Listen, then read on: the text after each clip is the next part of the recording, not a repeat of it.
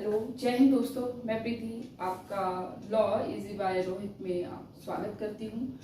आज हम सीआरपीसी की पहली क्लास देंगे और ये जो पहली क्लास है सीआरपीसी की, ये यूपी एपीओ 2023 के माध्यम से बहुत ज़्यादा ज़रूरी है। और ये मैंने काफ़ी एनालाइज करने के बाद आपके प्री के पेपर देखे, काफ़ी और मेंस के भी पेपर देखे, तो इसमें परिभाषा खंड से किन चीज़ों को पूछा जाता है वही मैंने आज तैयार किया है और मैं वही चीज़ें आपको बताऊंगी जो कि प्री के हिसाब से ये आपकी बहुत अच्छी क्लास होगी। अगर आपने ये अच्छे से देखा तो परिभाषा खंड से जो भी क्वेश्चन आएगा आपको हम श्योर गलत नहीं होना चाहिए। तो आज हम देखते हैं यूपी सीआरपीसी की पहली क्लास और हम सिर्फ वही चीज़ें जो हमारे एग्जाम से रेलिवेंट है सिर्फ वही चीज़ें पढ़ेंगे, वरना तो बैरक में काफ़ी सारी ऐसी चीज़ें दी रहती हैं जो हमारे किसी काम की नहीं होती। एग्जाम के हिसाब से जो हमारे लिए इम्पोर्टेंट है सिर्फ हम वही फोकस करेंगे। तो आइए देखते हैं क्लास सीआरपीसी दंड भारतीय दंड प्रक्रिया संहिता 1973। एक्चुअली में यह है क्या? सीआरपीसी एक प्रक्रिया संहिता है, दंड प्रक्रिया संहिता। जब कोई अपराध हो जाता है उसके अपराध होने के पश्चात प्रक्रिया अपनाई जाती है, वो यह प्रक्रिया है। और इसका उद्देश्य क्या है? कोई जैसे अपराध के तत्वों को खोज करके उन्हें समाप्त करना इस अधिनियम का उद्देश्य है। तो आइए देखते हैं। और ये पहली क्लास है यूपी एपीओ 2023 के पॉइंट ऑफ व्यू से, प्री पॉइंट ऑफ व्यू से plus mains point of view से मैं आपको साथ में बताती हुई चलूंगी कि आपको जो ये परिभाषा खंड में है प्री और मेंस दोनों में कहाँ कहाँ आएगा। तो चलिए आज हम स्टार्ट करते हैं। सबसे पहले इसमें अध्याय की बात करेंगे कि इसमें अध्याय कितने हैं। सीआरपीसी में अध्याय 37 अध्याय हैं और धाराएं जो है आपकी 484 आपकी धाराएं हैं। प्री में पूछ लिया जाता है कि सीआरपीसी के अंतर्गत अध्याय तथा धाराएं कितनी हैं, तो ये आपको याद रखना है, इम्पॉर्टेंट है। ठीक है, स्टार्टिंग में आपको ये जो बेसिक चीजें हैं आपको पता होनी चाहिए, क्योंकि हम सारा बैरक पढ़ देते हैं लेकिन जो बेसिक चीजें हैं हम उन्हें नहीं पढ़ पाते। तो मैं आपको बेसिक ये चीज बता रही हूँ। आपको याद रखना है कि अध्याय जो है 37 है, धाराएं 484 है। और ये किस दिन प्रवृत्त हुआ था? ये सीआरपीसी जो है ये प्रवृत्त जब हुआ था वो 1 अप्रैल 1974 को। ये आपको डेट याद रखनी है, काफी इंपॉर्टेंट है क्योंकि ये बेसिक चीजें होती हैं और दे दी जाती हैं। हम सिर्फ सेक्शंस पढ़ के चले जाते हैं, हम इन चीजों पे ध्यान नहीं दे पाते तो आपके मार्क्स कटते हैं। तो एक एक नंबर हमारे लिए काफी इंपॉर्टेंट होता है। तो ये आपको याद रखना है। ये अध्याय 37 है, धारा 484 है, प्रवृत्त हुआ था 1 अप्रैल 1974 को। तो अब हम अपने परिभाषा खंड में आ जाते हैं जो कि धारा 2 के अंतर्गत किया गया है। और ये परिभाषा खंड काफी इंपॉर्टेंट है। वैसे तो इसमें जो परिभाषाएं हैं वो 25 परिभाषाएं दी गई हैं। अगर हम ABCD के हिसाब से देखें तो 24 है। इसमें एक परिभाषा खंड है जो कि 2008 में WA पीड़ित जो है वो 2008 में क्रिमिनल अमेंडमेंट एक्ट के तहत जोड़ा गया था। उसमें पीड़ित की परिभाषा को जोड़ा गया था, उसको परिभाषित किया गया था कि पीड़ित व्यक्ति कौन होता है। तो हम उसी के विषय में भी आगे पढ़ेंगे। ठीक है, तो अगर देखा जाए तो ये टोटल जो परिभाषा है वो 25 है। और किसी भी अधिनियम में परिभाषाएं क्यों दी जाती है, परिभाषा खंड क्यों होता है? वो इसलिए होता है कि जो भी उस अधिनियम के अंतर्गत आगे जो वर्ड आने वाले हैं, जो शब्द आने वाले हैं, उनको परिभाषित करता है। और जब वो परिभाषा जब आगे आप वो वर्ड पढ़ते हैं तो आपको जब उन वर्डों का, शब्दों का मतलब ही नहीं पता होगा तो हम चीजें नहीं समझ पाएंगे। तो उन शब्दों को पहले ही परिभाषित कर दिया जाता है जो आगे अधिनियम में दिए हुए होते हैं, तो वो इजी रहता है। तो हम देखते हैं परिभाषा खंड सेक्शन 2 में है। तो सबसे पहली जो परिभाषा है वो धारा 2 का, और इंग्लिश में भी मैंने मेंशन किया हुआ है, जमानती अपराध।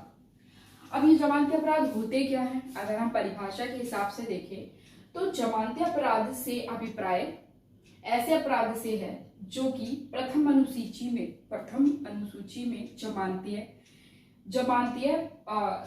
के रूप में दिखाए गए हैं या तत्सम प्रवृत्त किसी अन्य विधि के द्वारा जमानतियां बनाए गए हैं और अजमानती अपराध से कोई अन्य अपराध अभिप्रेरित है। अब इसमें ध्यान रखने वाली क्या बात है, जमानती अपराध वह अपराध है जो इस अधिनियम की प्रथम अनुसूची में जमानतिया बनाए गए हैं या तत्सम प्रवत किसी अन्य विधि के अंतर्गत जमानतिया बनाए गए हैं।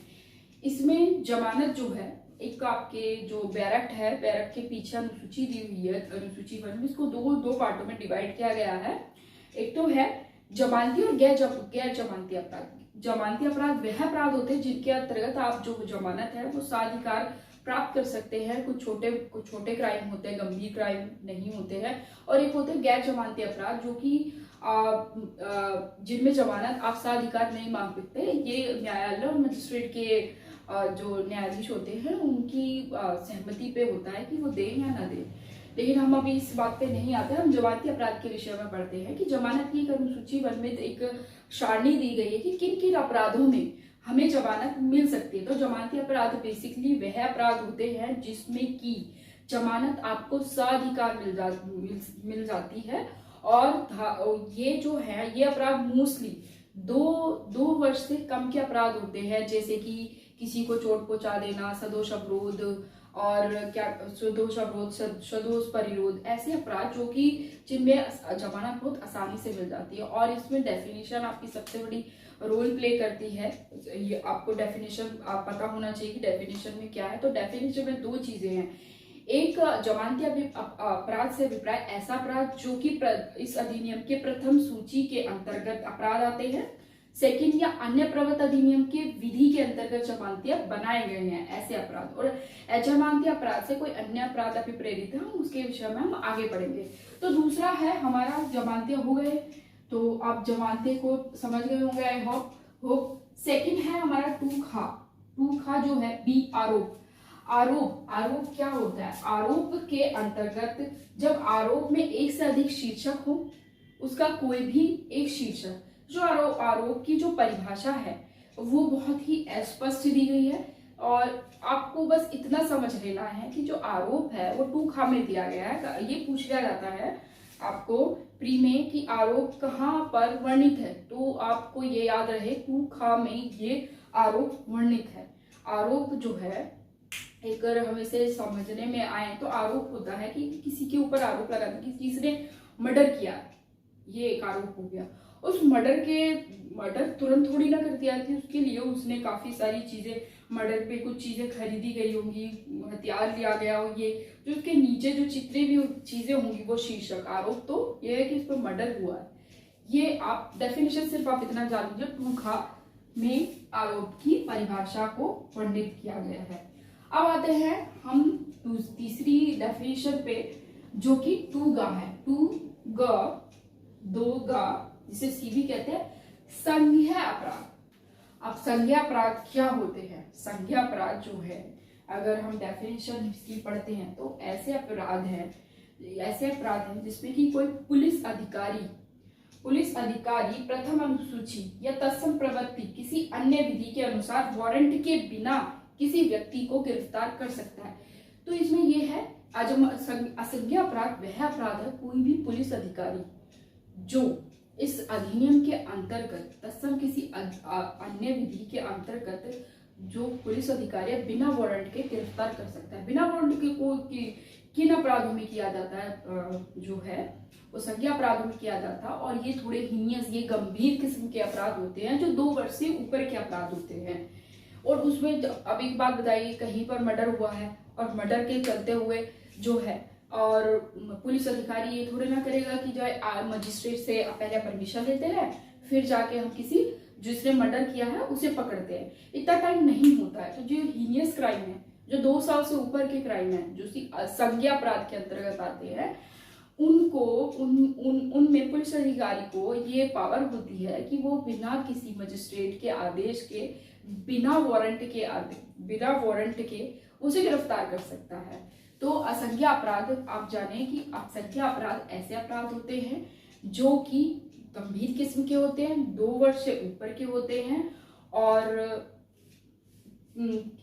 जो आपके प्रथम अनुसूची में या अन्य किसी विधि में जो पुलिस अधिकारी है वो बिना वारंट के उसे गिरफ्तार कर सकता है। तो बेसिकली सी ये है कि जो संज्ञेय अपराध है वो 2C में दी गए हैं और ये अपराध जो एक गंभीर किस्म के होते हैं और इसमें जो पुलिस अधिकारी है वो बिना वारंट के किसी व्यक्ति को गिरफ्तार कर सकता है। अब आते हैं हम 2D परिवाद पे। परिवाद उसे कंप्लेंट भी बोल देते हैं। परिवाद जो है, परिवाद से इस संहिता के अंतर्गत, परिवाद से अभिप्राय संहिता के अंतर्गत मजिस्ट्रेट द्वारा कार्रवाई किए जाने की दृष्टि से मौखिक या लिखित रूप में उससे किया गया अभिकथन अभिप्रेरित है कि किसी व्यक्ति ने, चाहे वो ज्ञात है या अज्ञात है, अपराध किया है किंतु उसके अंतर्गत पुलिस रिपोर्ट नहीं आती है। ठीक है। परिवाद जो है, परिवाद कंप्लेंट जिसे हम कहते हैं, परिवाद जो है वो तब किया जाता है जब मजिस्ट्रेट को कि ये परिवाद किया जाता है और इस दृष्टि से किया जाता है कि मजिस्ट्रेट इस पे कार्रवाई किए और किस माध्यम से कर सकता है, लिखित और मौखिक रूप से। ये लिखित और मौखिक रूप से अभिकथन होता है। ये किसी ऐसे व्यक्ति के खिलाफ भी हो सकता है जो ज्ञात है, जिसे आप जानते हैं कि भाई इसने मर्डर किया है, और कहीं मर्डर हो गया और आप जानते ही नहीं कोई मर्डरर है, कौन है, किसने किया है, अज्ञात व्यक्ति के खिलाफ भी कर सकते हैं। ठीक है। तो लेकिन जो कंप्लेंट है इसके अंतर्गत पुलिस रिपोर्ट नहीं आती। पुलिस रिपोर्ट क्यों नहीं आती? पुलिस रिपोर्ट बेसिकली क्या है? पुलिस रिपोर्ट वो जब अपन इन्वेस्टिगेशन पूरा कर लिया जाता है उसके बाद जो पुलिस है एक रिपोर्ट बनाती है, उसे पुलिस रिपोर्ट कहते हैं। ठीक है। तो इसके अंतर्गत पुलिस रिपोर्ट नहीं आती, पहले इन्वेस्टिगेशन होगी तभी तो पुलिस रिपोर्ट बनेगी। लेकिन ये तो कंप्लेंट फाइल हो रही है, कंप्लेंट तो पहली स्टेज होती है किसी भी अपराध को बताने की, जैसे कि एक FIR होती है। तो ये जो परिवाद है, परिवाद से अभिप्राय ऐसे परिवाद से अभिप्राय इस संहिता के अधीन मजिस्ट्रेट द्वारा कार्रवाई किए जाने की दृष्टि से मौखिक या लिखित रूप में अभिकथन अभिप्रेरित है।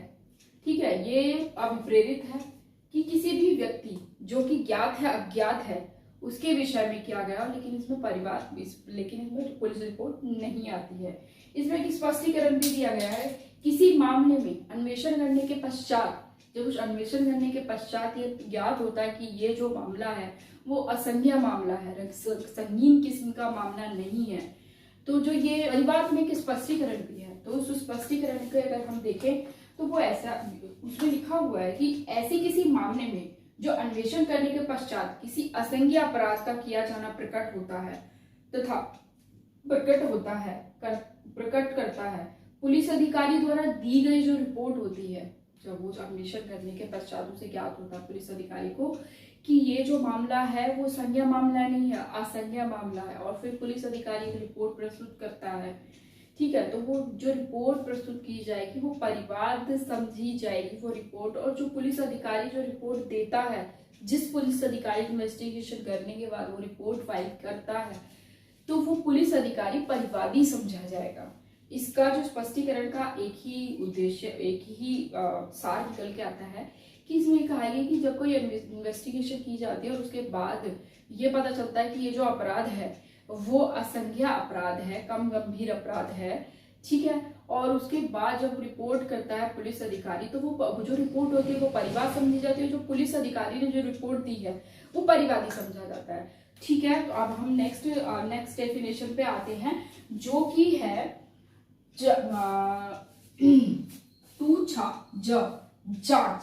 जांच जो होती है, जांच से अभिप्राय विचारण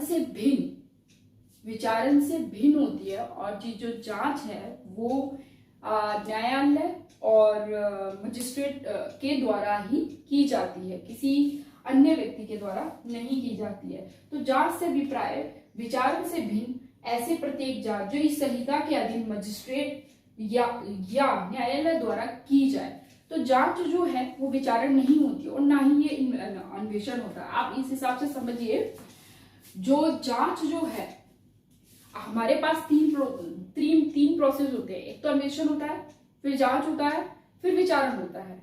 तो जो ये जांच है ये बीच की प्रक्रिया है। पहले अन्वेषण होगा, फिर जांच होगी, फिर विचारण होगा। अन्वेषण जो है वो पुलिस अधिकारी करता है, ठीक है, लेकिन जांच जो है वो आपको याद रखना है मजिस्ट्रेट और न्यायालय ही जांच कर सकता है।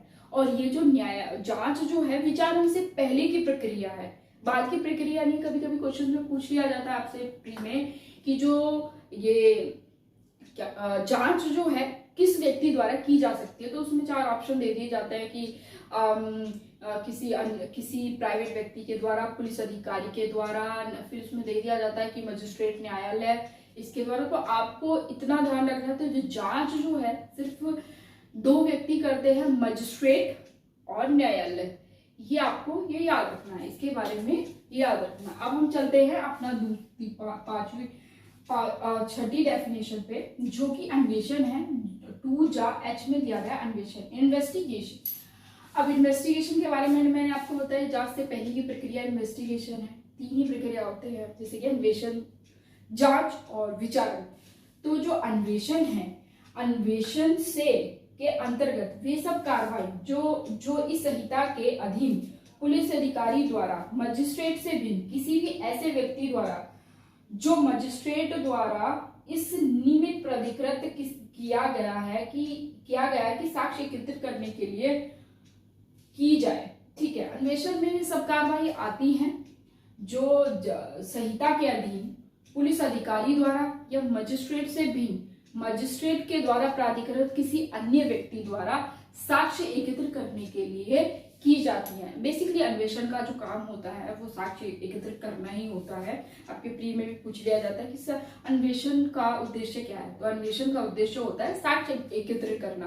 तो ये कौन करता है? ये पुलिस अधिकारी करता है, लेकिन मजिस्ट्रेट नहीं कर सकता। मजिस्ट्रेट किसी भी व्यक्ति को प्राधिकृत कर सकता है, वो कोई भी अन्य व्यक्ति, प्राइवेट व्यक्ति भी होता है, पुलिस अधिकारी भी हो सकता है, कोई भी, परंतु मजिस्ट्रेट नहीं हो सकता। तो आपको इसमें सिर्फ 3 बातें याद रखनी है, 3-4 बातें याद रखनी है कि ये जो अन्वेषण की जो ये कार्रवाई ही है, ये जो है पुलिस अधिकारी द्वारा या मजिस्ट्रेट से भिन्न किसी अन्य व्यक्ति, जो कि मजिस्ट्रेट उसको प्राधिकृत करता है कि आप इन्वेस्टिगेशन कीजिए, ठीक है, और साक्ष्य एकत्रित करने के लिए ये प्रक्रिया अपनाई जाती है। तो अन्वेषण जो है बेसिकली साक्ष्य एकत्रित करने के लिए पुलिस अधिकारी या फिर मजिस्ट्रेट के द्वारा प्राधिकृत किसी व्यक्ति द्वारा की जाती है। बट ये याद रखना कि मजिस्ट्रेट के द्वारा अन्वेषण नहीं किया जा सकता, वो सिर्फ किसी व्यक्ति को प्राधिकृत कर सकता है। क्योंकि पूछ लिया जाता है कि अन्वेषण जो है आपका किस व्यक्ति द्वारा किया जाता है, उसमें आपको न्यायालय भी दे दिया जाता है, मजिस्ट्रेट भी दे दिया जाता है, अन्य व्यक्ति भी दे दिया जाता है, पुलिस भी दे दिया जाता है। और कहीं अन्य व्यक्ति और पुलिस है तो वहां पे भी आप टिक लगा सकते हैं, पुलिस या अन्य व्यक्ति जो प्राधिकृत है मजिस्ट्रेट के द्वारा, ठीक है। तो अब हम आते हैं 2I न्यायिक कार्यवाही क्या होती है। न्यायिक कार्यवाहियों के विषय में भी पूछ लिया जाता है कि न्यायिक कार्यवाहियां क्या होती हैं। ये 2 में दिया गया है। इसके अंतर्गत कोई ऐसी कार्रवाई जिसके अनुक्रम में साक्ष्य वैध रूप से शपथ पर लिए जाते हैं। अब न्यायिक कार्रवाई से अभिप्राय ऐसी कार्रवाई से है जिसमें कि साक्ष्य जो है वो वैध रूप से शपथ पर लिए जाते हैं, वही न्यायिक कार्रवाई है। तो न्यायिक कार्रवाई ऑब्वियसली सीधी सी बात है, कोई भी कार्रवाई है, ठीक है, और जो न्यायालय की कार्रवाई होती है वो बड़े ही तरीके से चलती है। तो कोई भी अगर साक्ष्य लिया जाएगा तो वैसे ही तो लिया नहीं जाएगा, उस साक्ष्य को वैध बनाने के लिए शपथ दिलवाई जाती है और उसके अंतर्गत ही ये कार्रवाई चलती है। तो आपको न्यायिक कार्रवाई क्या होती है कि न्यायिक कार्रवाई के अंतर्गत वह कार्रवाई है जिसमें कि जो साक्ष्य है वो वैध रूप से शपथ द्वारा लिए जाते हैं। ये सिर्फ आपको याद रखना है। फिर हम पढ़ेंगे 2ठ मतलब L, 2ठ असंज्ञ अपराध। तो असंज्ञ अपराध, मैंने आपको संज्ञा अपराध बताया, तो सीधी सी बात है संज्ञा अपराध का जस्ट अपोजिट असंज्ञ अपराध। असंज्ञ अपराध के अंतर्गत जो है ऐसे अपराध हैं जिसमें ऐसे मामले विपरीत है जिसमें पुलिस अधिकारी को वारंट के बिना गिरफ्तार करने का प्राधिकार नहीं है, ठीक है। ये असंज्ञ जो अपराध होते हैं इसमें किसी भी पुलिस अधिकारी को वारंट के बिना वो किसी व्यक्ति को गिरफ्तार नहीं कर सकते, क्योंकि ये कम गंभीर अपराध होते हैं और ऐसे कोई अपराध नहीं होते कि हाँ किसी व्यक्ति को बहुत ज्यादा हीनियस क्राइम हुआ है या राज्य के विरुद्ध कोई अपराध हुआ है, या फिर इसमें थोड़ा बहुत कम कम चीजें, मतलब कम हानि होती है, जिसमें कि ये होता है कि किसी भी व्यक्ति को आप इस तरीके से गिरफ्तार नहीं कर सकते, उसका भी एक अपना अधिकार है इस तरीके से। तो उसको उसके अधिकार को बचाने के लिए कोई अगर किसी ने कोई असंज्ञ अपराध किया है, 2 वर्ष से कम का अपराध किया है, तो पहले इन्वेस्टिगेशन होती है, उसके बाद एक मजिस्ट्रेट से परमिशन लेनी पड़ती है, वारंट निकलवाना पड़ता है कि हाँ इस व्यक्ति को गिरफ्तार करना है। तो वो जब वो मजिस्ट्रेट आज्ञा दे देगा, जब उसे लगेगा मजिस्ट्रेट को शायद इसे गिरफ्तार करना चाहिए, ऐसा क्राइम है, तो वो उसको एक वारंट जारी कर देगा और उसके बिहाफ पे उस व्यक्ति को गिरफ्तार कर लिया जाएगा। तो असंज्ञ अपराध से ऐसा अपराध अभिप्रेरित है जिसमें कि कोई पुलिस अधिकारी किसी अन्य व्यक्ति को बिना वारंट के गिरफ्तार नहीं कर सकता। असंज्ञ अपराध वह है। तो ये आपको याद रखना है, ठीक है। तो अब हम जो दूसरी डेफिनेशन है हमारी अपराध, ये इम्पॉर्टेंट है आपकी, ठीक है। जितनी मैंने वैसे लिखी हुई है ये सारी ही इम्पोर्टेंट है, लेकिन इसमें कंफ्यूजन हो जाता है। कंफ्यूजन मैं आपको बताती हूँ कंफ्यूजन क्या होता है। काफी जब एग्जाम देके बच्चे निकलते हैं तो काफी चीजें डिस्कस करते हैं कि जो अपराध है हमें हमसे गलती हो गई। क्यों? क्योंकि आईपीसी में अपराध की डेफिनेशन दी गई है सेक्शन 40 में, और सीआरपीसी में अपराध की डेफिनेशन दी गई है 2 में। तो बच्चे क्या होता है कि ये कॉम्प्लेक्स तो वैसे ही होते हैं बहुत ज्यादा, जो उन्हें समझ में नहीं आता कि ये सीआरपीसी का आईपीसी का है। जो उस टाइम काम कर गया दिमाग कि कहाँ पे पूछा है, सीआरपीसी में पूछा है आईपीसी में, तो वो सही लगा आते हैं। तो ये अभी हम सीआरपीसी के विषय में बात कर रहे हैं। तो ये 2 है ना, अपराध है। और जब आप एग्जाम दे तो उसमें ध्यान से पढ़ें कि ये सीआरपीसी वाली अपराध की बात हो रही है या फिर आईपीसी के अपराध की बात हो रही है। तो यहाँ हम पढ़ेंगे अपराध। अपराध क्या होता है? अपराध है ऐसा कोई कार्य या लोभ अभिप्रेरित है जो तत्सम प्रवृत्ति किसी विधि द्वारा दंडनीय बना दिया गया है, ठीक है। और इसके अंतर्गत कोई ऐसा कार्य भी है जिसके बारे में पशु अत्याचार अधिनियम 1871 की धारा 20 के अधीन परिवाद किया जा सकता है।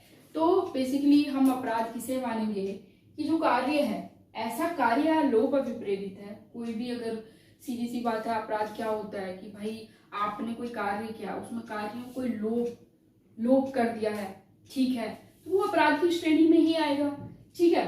तो आप बेसिकली बस इतनी सी बात याद रखिए, अपराध में ऐसा कोई कार्य या लोभ अभिप्रेरित जो कि तत्सम प्रवृत्ति किसी विधि द्वारा दंडनीय है। ऐसे कार्य आपने कर दिए हैं, ऐसे कार्य का आपने लोभ कर दिया है, ऐसा कोई कार्य कर दिया है किसी विधि द्वारा या अन्य किसी प्रवृत्ति विधि द्वारा, वो दंडनीय है, तो वो अपराध कहलाया जाएगा। और जिसके बारे में पशु अत्याचार अधिनियम 1871 की धारा 20 के अधीन परिवाद किया जा सकता हो, ठीक है। तो उसमें जो आपका पशु अत्याचार अधिनियम जो है उसमें कुछ डेफिनेशंस दी गई होंगी, उसके अंतर्गत अगर आप परिवाद कर सकते हैं तो वो अपराध के अंतर्गत आएगा। बस आपको ये याद रखना, अपराध के अंतर्गत यदि कोई कार्य किया है या कार्य का लोभ किया है और उस कार्य से किसी अधिनियम के द्वारा या तत्सम प्रवृत्त किसी विधि के द्वारा वो दंडनीय है, तो वो अपराध होगा। और ये 2N में है, आईपीसी का नहीं लगा के आना है, ये आपको याद रखना है। तो अब हम पढ़ेंगे next definition 2R police report.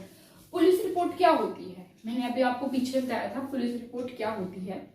Police report वो होती है जब अन्वेषण करने के पश्चात पुलिस अधिकारी का अन्वेषण करता है, अन्वेषण करने के पश्चात एक पुलिस अधिकारी एक रिपोर्ट तैयार करता है जिसे हम चार्जशीट बोलते हैं। आपकी जो लैंग्वेज जो नॉर्मल भाषा में जो आपको समझ में आएगी उसे चार्जशीट बोलते हैं। कहते हैं ना कि चार्जशीट फिल हो गई, ये हो गया, वो चार्जशीट होती है। और वो कौन से सेक्शन का अकॉर्डिंग फिल की जाती है? सीआरपीसी का 173(2) में। तो इसमें वही आपको दिया गया है, पुलिस रिपोर्ट से अभिप्राय है कि पुलिस अधिकारी द्वारा धारा 173 उपधारा 2 के अधीन मजिस्ट्रेट को भेजी गई रिपोर्ट अभिप्रेरित है, ठीक है। तो आपको ये याद रखना, अगर आपको आता है प्री में कि पुलिस रिपोर्ट क्या होती है, तो आप उसमें लिखा हुआ होगा सेक्शन 173(2)